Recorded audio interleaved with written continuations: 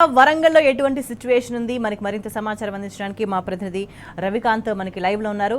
రవికాంత్, ఓరుగల్లు ఎట్లా సిద్ధమవుతుంది? ఓరుగల్లు అని అంటుంటారు కదా, ఇప్పుడు వైబ్ అంతా కూడా వరంగల్లోనే కనిపిస్తుంది. ఏ విధంగా అక్కడి ప్రజలంతా కావచ్చు, ఏ విధంగా సభకు అంత సన్నద్ధమవుతుంది అక్కడ?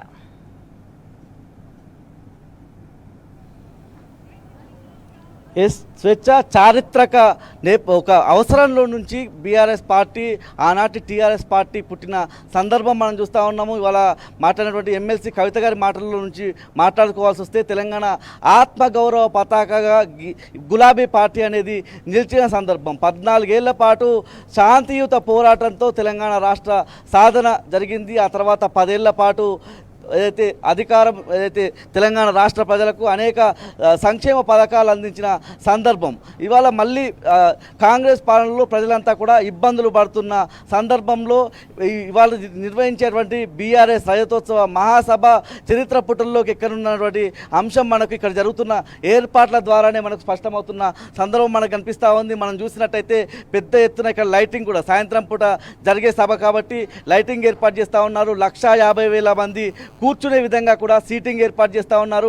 400 పైచిలకు అతిథులు కూర్చునే విధంగా స్టేజ్ నిర్మాణం జరుగుతూ ఉన్న సందర్భం. ఎండాకాలం కావడంతో ప్రజలు ఇబ్బందులు పడకుండా వచ్చినటువంటి వాళ్ళందరికీ ఏదైతే చల్లటి నీళ్ళు అందించే విధంగా ప్రత్యేకమైనటువంటి ఏర్పాట్లు చేస్తూ ఉన్నారు. ఒక పక్క కేసీఆర్ గారు హెలికాప్టర్ ద్వారా రానున్నారు కాబట్టి ఒక పక్క హెలిప్యాడ్ కూడా నిర్మించారు. దాంతోపాటు మహిళలు కూడా వచ్చే అవకాశం ఉంది కాబట్టి ఏదైతే వచ్చిన ప్రజల కోసం ఇబ్బందులు కలగకుండా బయో టాయిలెట్స్ ఏర్పాటు చేస్తూ ఉన్నారు. ఇవాళ ప్రత్యేకంగా ఎమ్మెల్సీ కవిత గారు వచ్చి మహిళల కోసం జరుగుతున్నటువంటి ఏర్పాట్లు ఏంటి అని పరిశీలించి పలు సూచనలు కూడా చేసి వెళ్ళారు. కాసేపటి క్రితం మాజీ మంత్రి సూర్యాపేట ఎమ్మెల్యే జగదీష్ రెడ్డి కూడా వచ్చి ఎప్పటికప్పుడు పర్యవేక్షిస్తూ ఉన్నారు, ఏర్పాట్లను చూసి వెళ్తూ ఉన్న సందర్భం. ఎందుకంటే 119 నియోజకవర్గాలకు సంబంధించి ఆయా నియోజకవర్గాల నాయకులు కూడా మా రూట్ మ్యాప్ ఎట్లా ఉంటుందని చెప్పి ముందుగానే వచ్చి చూసుకొని వెళ్తున్న పరిస్థితి. ఎందుకంటే ఓ పరీక్ష రాసిన విద్యార్థి ఏ విధంగానైతే ముందుగానే వెళ్ళి తన సెంటర్ చూసుకుంటాడో ఆ విధంగానే బీఆర్ఎస్ సంబంధించినటువంటి నాయకత్వం అంతా ప్రతి నియోజకవర్గం నుంచి ముందుగానే సభా ప్రాంగణాన్ని వాళ్ళ కోసం పార్కింగ్ కోసం ఏర్పాటు చేసినటువంటి జోన్ను చూసి వెళ్తున్న సందర్భం మనకు కనిపిస్తూ ఉంది. రాజన్న సిరిసిల్ల జిల్లా బీఆర్ఎస్ అధ్యక్షుడు ఆగన్న గారు మనతో ఉన్నారు. ఆగన్న గారు, ముందుగానే వచ్చి మీ ఏర్పాట్లు చూసుకొని వెళ్తా ఉన్నారు. ఎట్లా అనిపిస్తుంది సభ ఏర్పాట్లు చూస్తే? ఎట్లా అనిపిస్తుంది? ఇక్కడికి ప్రజలు ఎట్లా తరలి రానున్నారు? ఏర్పాట్లకు సంబంధించి కూడా ఏం చెప్తారు? తెలంగాణ రాష్ట్ర సాధకులు, తెలంగాణ జాతిపిత బాపు కె చంద్రశేఖరరావు గారి నాయకత్వంలో రాష్ట్ర సాధన కోసం సరిగ్గా 25 ఏళ్ల క్రితం ఆనాడు తెలంగాణ రాష్ట్ర సమితి పార్టీగా ఆవిర్భవించి 25వ వసంతోత్సవం రజతోత్సవం భారత రాష్ట్ర సమితి పార్టీ జరుపుకుంటున్న వేళ ఈరోజు సరిగ్గా 27వ తారీఖు నాడు మరో కుంభమేళాను, మరో సమ్మక్క సారక్క జాతరను మరపించే విధంగా నభూతో నభవిష్యత్ అనే విధంగా వరంగల్ సభ ఉండబోతూ ఉంది. మా రాజన్న సిరిసిల్ల జిల్లా నుంచి గౌరవనీయులు తెలంగాణ రాష్ట్ర మాజీ మంత్రివర్యులు, మా అందరి ప్రియతమ నేత కేటీ రామారావు గారి నిర్దేశకత్వంలో మా రాజన్న సిరిసిల్ల జిల్లా నుంచి దాదాపు 20,000 మంది ఈ సమావేశానికి రాబోతూ ఉన్నారు. మేమందరం ఇప్పటికే సమాయత్తమైనాం.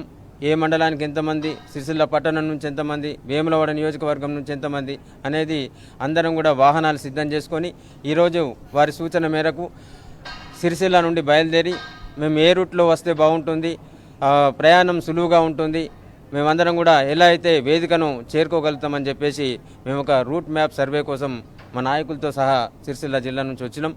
తప్పకుండా ఆనాటి మీటింగ్ ఒక చరిత్రలో నిలిచిపోతుంది. తప్పకుండా చరిత్రలో లిఖించదగ్గ సమావేశం వరంగల్ సభ ఉండబోతుందని చెప్పేసి నేను చెప్తా ఉన్నాను. ఇలా రైతులందరూ కూడా సిద్ధంగా ఉన్నారు. బీఆర్ఎస్ ఆవిర్భావ దినోత్సవం రజతోత్సవానికి మేము హాజరు కావాలని చెప్పేసి, అట్లాగే విద్యార్థులు, అట్లాగే యువకులు మేమందరం తరలి వస్తాం, మాకు వాహనాలు సమకూర్చాలి, ఎట్లయినా సరే కేసీఆర్ గారి స్పీచ్ వినాలి, కేసీఆర్ గారి సభకు మేము హాజరు కావాలని చెప్పేసి అత్యంత ఉత్సాహంతో ఆనాడు కదలడానికి సిద్ధంగా ఉన్నారు.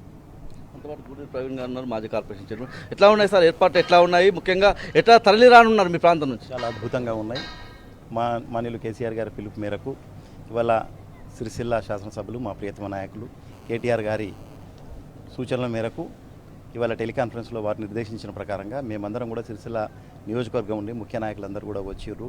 మేము వచ్చేటప్పుడు కరీంనగర్ మీదుగా వచ్చినాం, ఇప్పుడు వెళ్ళేటప్పుడు సిద్దిపేట మీదకి వెళ్ళి ఏ రకంగానైతే సులువుగా మేము చేరగలుగుతామో చేసినాం. ఇక్కడ ఏర్పాట్లు చూస్తే మాత్రం ఇక్కడ నుంచి 15 రోజుల నుంచి పార్టీ నాయకులు చేస్తున్న ఏర్పాట్లు అద్భుతంగా ఉన్నాయి. వీటిని చూసి మేము నిజంగా మంత్రముగ్ధులు అయిపోయినాం.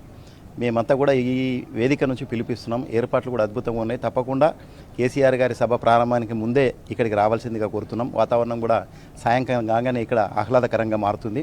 తద్వారా రాష్ట్ర వ్యాప్తంగా ఉన్న 119 నియోజకవర్గాల నుంచి కూడా బీఆర్ఎస్ పార్టీ అభిమానులు, నాయకులు అందరూ కూడా సకాలంలో చేరుకొని ఈ 16 సంవత్సరాల్లో నియంత పాలన ఏ విధంగా ఉంది, దాని గురించి పెద్దలు కేసీఆర్ గారు ఏం చెప్తారో వినాలని చెప్పేసి ఊళ్ళూరుతున్న జనమంతా కూడా తప్పకుండా సమయాన్ని చూసుకుని తొందరనే బయలుదేరి వచ్చి సార్ స్పీచ్ కంటే ముందే ఆసీనులై ఉంటే బాగుంటుంది. వారి స్పీచ్ని విని మనం ఎంతో ఉత్తేజాన్ని పొందుతామనే ఒక విషయాన్ని స్పష్టం చేస్తున్నాను. ఇది మొత్తంగా చూస్తే ప్రతి నియోజకవర్గం నుంచి అంటే 119 నియోజకవర్గాల నుంచి ముందుగానే రూట్ మ్యాప్ పార్కింగ్ సంబంధించినటువంటి ఏర్పాట్లన్నింటినీ కూడా చూసుకొని వెళ్తా ఉన్న సందర్భం.